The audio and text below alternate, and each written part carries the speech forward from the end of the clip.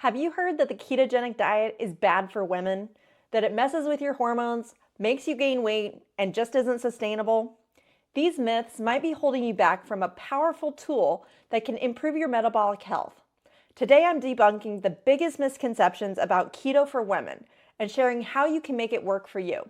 I'm Dr. Jess Bilger, a board-certified doctorate nurse practitioner and integrative wellness expert. I'm here to simplify your metabolic health journey with natural, evidence-based solutions. Don't forget to hit that subscribe button and let's get into it. Myth number 1, keto wrecks women's hormones. One of the most common fears is that keto disrupts hormones or causes adrenal fatigue. But the truth is, when implemented properly, a ketogenic diet can actually help balance hormones. High-carb diets cause frequent blood sugar spikes, which trigger insulin and cortisol surges. Over time, this roller coaster disrupts sex hormones like estrogen and progesterone. By contrast, a well-formulated keto diet stabilizes blood sugar, reduces inflammation, and can even support healthier cycles and reduce symptoms of PCOS. A 2019 study in the Journal of Clinical Endocrinology and Metabolism found that a low-carb diet improved insulin sensitivity and reduced androgen levels in women with PCOS, leading to more regular cycles. Myth number 2, keto causes weight gain in women. Some women worry that eating so much fat will just make you gain more fat, especially during hormonal shifts like menopause. The truth is, keto is designed to shift your body into fat-burning mode by keeping insulin low and promoting ketosis. A 2020 study in the American Journal of Clinical Nutrition showed that women on a ketogenic diet lost more weight and visceral fat compared to those on a low-fat diet, even during menopause. The key is that fat doesn't make you fat. Excess carbs and insulin spikes do. If you're concerned about weight gain on keto, be mindful of portion sizes with high-calorie keto foods like nuts or cheese, which can add up quickly. While shifting to fat-burning mode on keto definitely helps women lose weight faster, a consistent calorie surplus is still going to make you gain weight over time.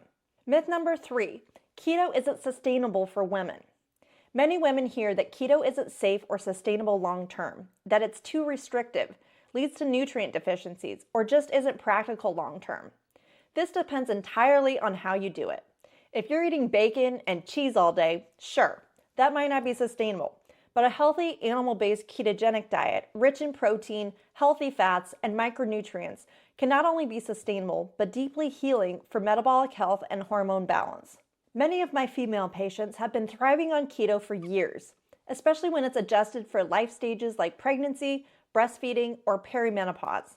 Plus, sustainability is all about mindset. Myth number 4, keto leads to thyroid problems.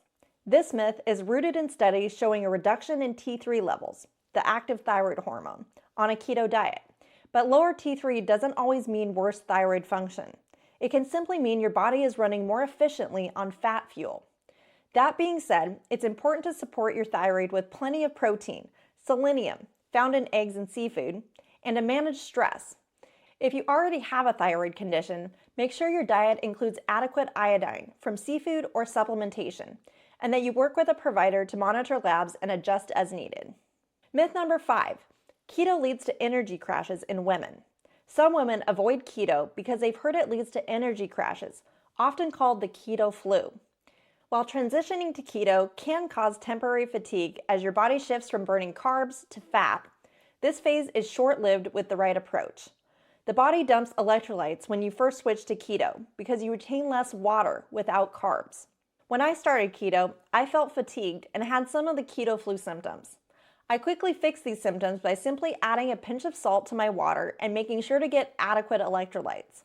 Once you're fat adapted, most women report higher, more stable energy levels because keto eliminates blood sugar spikes.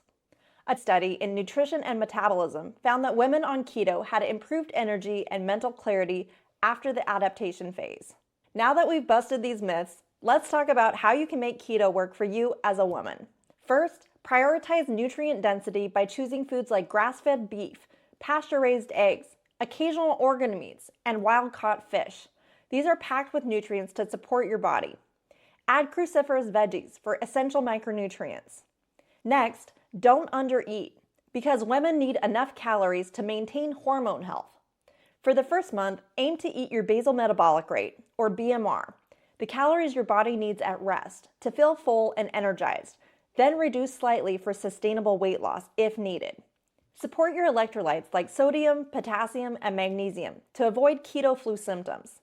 Try adding a pinch of salt or an electrolyte mix to your water. Finally, stay consistent.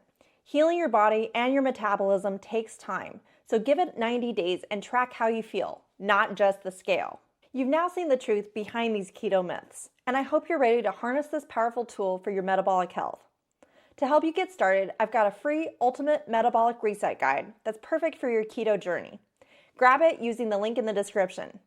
I'd love to hear your thoughts on keto or any myths you've encountered in the comments below. I'm here to support you every step of the way. Don't forget to like, share, and subscribe so you never miss a new video. Here's to feeling your best inside and out.